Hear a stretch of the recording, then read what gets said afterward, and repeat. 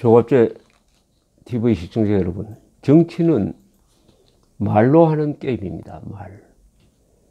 말을 어떻게 하느냐, 그 말에 대해서 유권자들이 어떤 반응을 보이느냐를 보면은 정치의 수준도 알 수가 있습니다. 문재인 정권은 천안함 폭침으로 46명이 죽은 사건은 사소한 것이니까 그 주범 김명철을 대승적 차원에서 환영하고 한반도 평화 정착 문제까지 논의하겠다고 나옵니다. 여기에 대승적이란 말이 갑자기 유행하게 되었습니다. 대승적이란 말을 마구잡이로 쓰면 어떤 게 가능할까? 대승적이란 말을 사전에 찾아보면은 사소한 것은 덮고 대국적으로 본다, 이런 뜻입니다. 크게 본다는 뜻이죠. 크게 나아가자는 겁니다. 그럼 크게 나아가자면 그게 무엇이냐? 46명이 죽은 것은 그건 사소한 것이다. 그러니까 평화가 더 중요하다. 크게 나가자. 그 평화는 뭐냐? 김정은이가 규정하고 있는 평화다. 그것은 즉 사람 중심의 평화다. 그런데 그 사람에는 저 같은 사람 안 들어가고 애국자들 안 들어가고 기업인들, 노동자, 군인, 과학기술자 이런 사람들 다 뺀 김일성 주체 종교 광신도들만 사람으로 본다. 그게 들지 않는 사람은 사람 취급 안 한다는 거예요. 사람 중심의 세계관입니다. 북한 헌법에 나타난. 북한이 말하는 대승적이란 것은 그런 이야기인데, 한국에서 문재인 정권이 대승적으로 이야기할 때도 보면은 그런 해석에 기초한 것이 아니냐 하는 생각이 듭니다. 즉 국군 장교 46명의 죽음은 그 별것 아니다. 왜냐? 죽인 사람이 계급투쟁론에 입각해서 계급의 원수라고 생각하고 죽였으니까 그것은 우리가 이해할 수가 있다. 이른바 내재적 접근론이라는 게 있습니다. 아주 편리합니다. 북한에서 일어나는 일은 북한식으로 해석해야 된다. 그러니까 보편적 관점을 배제를 하고 북한식으로 보자는 겁니다. 북한식으로 보면은 김영철이가 총정찰국장으로서 반잠수정을 백령도 그내로 보내가지고 천안함을 폭침시킨 것은 영웅적인 것이죠. 그러니까 그걸 가지고 학살이라고 할 필요 없다. 그거 사소한 거다. 사소한 것이다. 보다 대승적인 것은 한반도의 평화정착. 그 평화정착이라는 것은 바로 남북한이 연방제, 낮은 단계 연방제 공산화 통일로 나아가는 것이다. 그런 의미에서의 대승적이라는 말, 그런 의미에서 대승적이라는 말을 쓴 것이 아니냐 하는 의심을 할 권한과 의무를 국민들이 갖고 있다, 이 말입니다. 그래서 그 대승적이라는 말로 글짓기를 한다면은 이런 글짓기가 가능하지 않을까요? 대승적으로 대한민국을 김정은에 갖다 바치자. 대승적으로 대한민국을 김정은에게 갖다 바치자. 대승적으로 국방부는 국군을 해체시키고 평화적 공산화 통일에 동참하자. 대승적으로 한미동맹을 해체시키고 전쟁을 막자. 천안함 폭침이란 학살 행위도 대승적으로 용서한 정권이니까 박근혜 탄핵도 대승적으로 없었던 것으로 하고 석방 복직시켜라. 이런 말로도 써볼 수가 있습니다. 대승적으로 자살하라고 하죠. 안 하면 대승적으로 죽여주겠다. 대승적으로 문재인 대통령 탄핵하자. 대승적으로 대통령 자리에서 물러나라. 대승적이란 말 갖다 붙이면 뭐 안 되는 게 없습니다. 6.25 남침 때 왜 국군은 대승적으로 항복하지 않았느냐? 집단살인을 가지고 와가지고 사소한 것으로 간주해가지고 용서하는 정도가 아니라 그 살인범을 환영하겠다고 나서는 정권이 대승적이라는 말로 못할 짓은 없다. 한때 이런 농담이 있었습니다. 종편이 무엇의 약자냐? 종일 편파방송. 맨정신의 반대말은 뭐냐? 기자정신. 헌법정신의 반대말은 뭡니까? 촛불혁명이죠. 촛불혁명. 진실의 반대말은 뭘까요? 주사파죠. 주사파. 모든 인민들을 노예로 만드는 이념을 주사파라고 이렇게 포장을 합니다. 주사파로 부르지 말고 김일성주의자로 불러야 됩니다. 김일성주의자.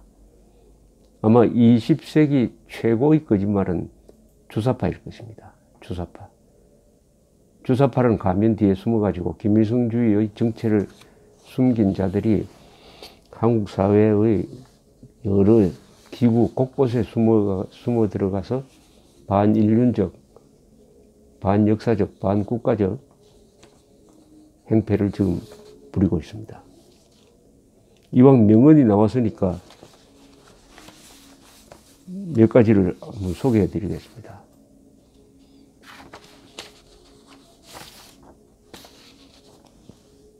가난을 이기는 사람이 100명이라면 풍요를 이기는 사람은 1명도 안 된다. 토마스 칼라일의 말을 저는 자주 인용을 하는데요. 이건 지금 대한민국에 해당되는 이야기입니다. 칭기스칸은 그 비슷한 이야기를 했습니다.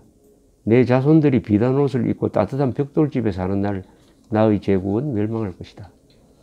유목민족은 원래 초원을 무대로 말을 타면서 활을 잘 쏘고 해가지고 용감하게 생활하고 그렇게 생활하는 것이 비단 옷 입고 벽돌집에 살면서 호의호식하는 것보다 더 보람된 자랑스러운 삶이다라고 생각을 했습니다. 그래서 몽골 유목민족들이 세계를 제패를 했습니다.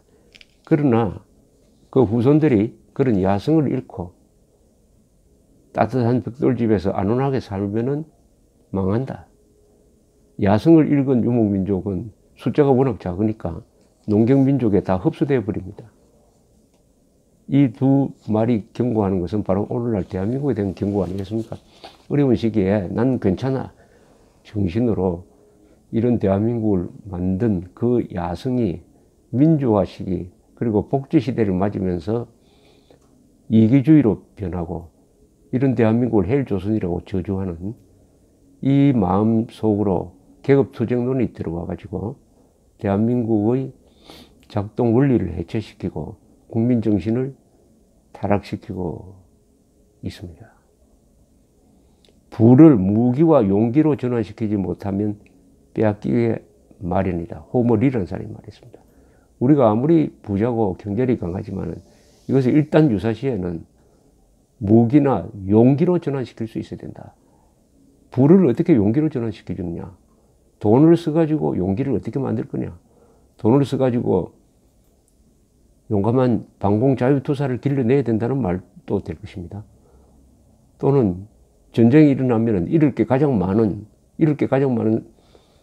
이 사회 지도층이 먼저 솔선수범해서 나간다. 그것이 부를 용기로 전환시키는 것이죠. 영국이 그렇죠. 영국에서 전쟁 나면은 그동안에 좀 한가하게 살던 귀족들이 앞장섭니다. 이튼 스쿨이라는 이 엘리트 양성학교는 1차 세계대전, 2차 세계대전에 수많은 전사자를 냈는데 졸업생의 한 15% 정도가 전사를 했습니다. 미국에서도 유명한 대학에 가면은 전사자 명단이 다 들어 있습니다. 말하자면 부를 용기로 전환시킬 수 있어야 됩니다. 부를. 말하자면 자기가 가진 것 또는 나라를 지키는데 전쟁이 났을 때는 가장 혜택을 많이 받는 사람이 앞장서야 된다. 이런 얘기죠. 피 흘릴 것을 두려워하는 자는 피 흘릴 것을 두려워하지 않는 자에게 정복될 것이다. 클라우제비치. 지금 대한민국에 대한 중대한 시사가 있습니다. 착한 사람과 똑똑한 사람이 모자라 망한 나라는 없다. 악당에게 몽둥이를 드는 용감한 사람이 없어서 망한다. 골다 메이어 이스라엘 수상이 했다는 이야기입니다. 무사가 세운 나라는 선진국이 되었고 선비가 다스린 나라는 식민지가 되었다. 이병영 예비역 장군, 지금 돌아가셨습니다만 전쟁기념관을 건립하신 분이죠. 위원장으로서. 용기가 없는 곳엔 자유도 없다. 페리클레스.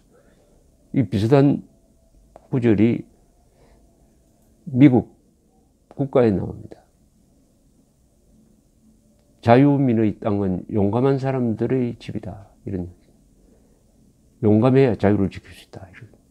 전투는 군인이 하지만 전쟁은 국민이 하는 것이다. 루텐도로. 지금 남북한에는 전쟁이 벌어지고 있는데 이것은 이념전쟁이고 무력전쟁입니다. 무력대결은 군인이 합니다. 그러나 이념전쟁은 국민이 해야 합니다. 그 이념전쟁의 사령탑이 국가정보원이었어요. 지금 국가정보원이 좌파 정권에 접수되어 가지고 거의 해체 직전으로 가면서 오히려 이념전쟁에서 북한 편을 드는 것이 아니냐 하는 그런 행태를 보이고 있습니다.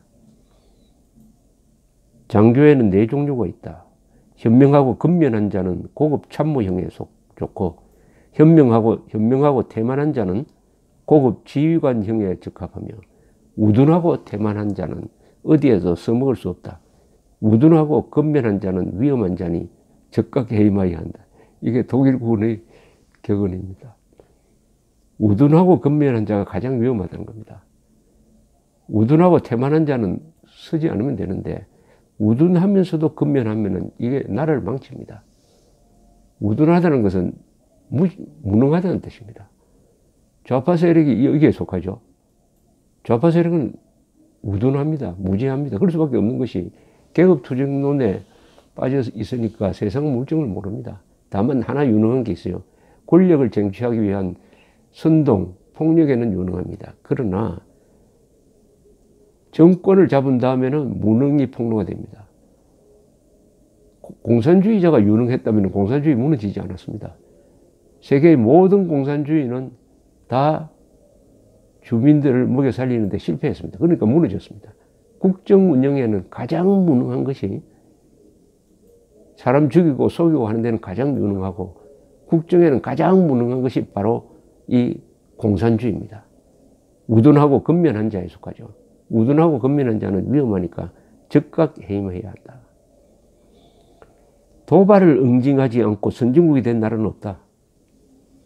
대한민국은 지금 도발을 응징하지 않고 선진국이 되려고 이렇게 용을 쓰고 있습니다. 이 말을 한 사람도 이병형 장군입니다. 이병형 장군. 이분 6.25 때 장교로서 정말 잘 싸운 분입니다. 오늘 제가 말씀드린 것은 그냥 유머 이야기로 생각하고 들어주셨으면 하는데 사실은 이 유머라는 게 중요합니다. 유머라는 것은 이 세상 살아가는 데의 지혜입니다. 그게 한국에서는 속담에 많이 담겨져 있습니다. 속담, 명언, 유머 이런데 한국에서는 유머가 사라진 지가 오래됐습니다. 공적 공간에서 유머가 왜 사라지느냐 하면은 그만큼 마음에 여유가 없어서 그렇습니다. 유머를 하려고 해도 분위기가 딱딱하면은 유머를 해도 받아주지를 않습니다. 웃지를 않아요. 아무리 웃기려고 해도 웃어주는 사람이 있어야 될 거 아니겠습니까? 이것도 대한민국에 있는 좌우 갈등, 계급투쟁적 정오심, 인간이 가진 정오심을 폭발시키는 이 공산주의가 석권하는 나라에서는 유머가 없어져 버립니다. 거기에 있는 것은 블랙 유머죠. 블랙 유머는 주로 공산주의를 비웃는 유머는 많습니다. 예컨대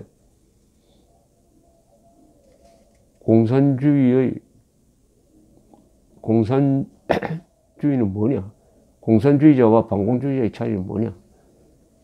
공산주의자는 마르크스 레닌을 읽은 사람이고 반공주의자는 마르크스 레닌을 잘 아는 사람이다. 이런 게 그쪽 동네를 죽인 유머죠. 사실은 레이건 대통령이 만든 유머입니다만은 레이건 대통령은 웃으면서 공산주의를 해체해 간 사람입니다. 레이건 대통령은 늘 웃고 다닌 사람입니다. 공산당을 대할 때도 짜증을 내지 않고 신경질 내지 않고 웃어가면서 할 일을 다 하고 그리하여 소련 공산당의 집권 세력이 레이건을 어떻게 대해야 될지 몰랐다는 거 아닙니까?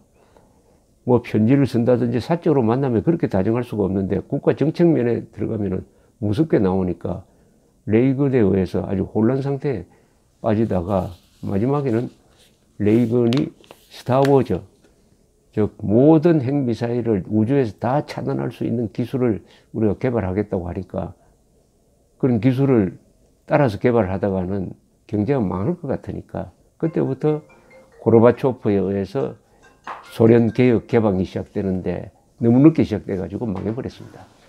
북한 노동당 정권도